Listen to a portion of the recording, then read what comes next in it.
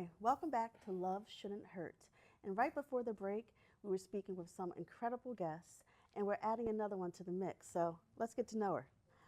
Right before the break, you've met Tina Guerrieri, Miriah Rutledge, and now we have Stephanie Schlesman. You got Schlesman, I got it.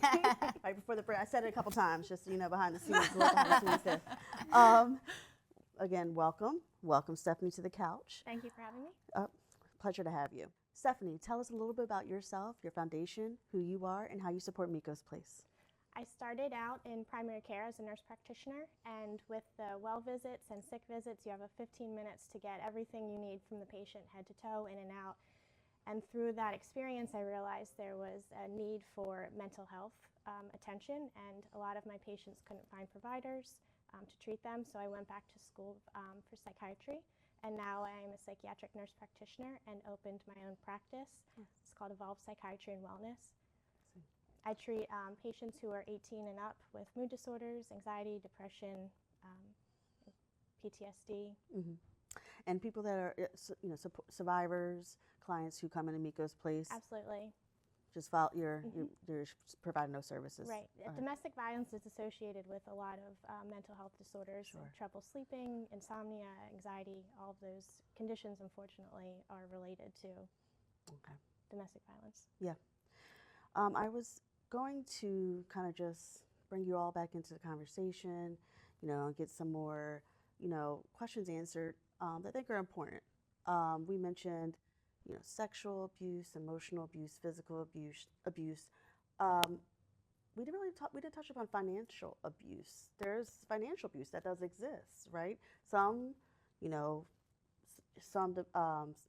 survivors, people who are going through, people who are actually in the moment of experiencing domestic violence. Would you say, the financial abuse is critical because that's a way maybe they keep them to stay around with the abuse out of fear of not having that what they need financially to survive? Yeah, definitely. So even though we were quite poor, my mom couldn't get a job because she couldn't speak English very well. And then when she finally did get better at English, my dad didn't really let her work for the longest time. So that already made it hard for her to even consider leaving, because she had 5 kids. But then I've run into so many victims that are getting out of the situation, and it's very difficult to file for divorce, and you have kids that you have to take care of. You have to go to work and find a job, but who's going to watch the children? That costs money as well. So I do find, and Miriah runs into this a lot, so I will let her take over. But she sees this a lot with a lot of our survivors. Yeah, so financial abuse, it's always there, honestly. I haven't had a situation where any of my victims did not experience that.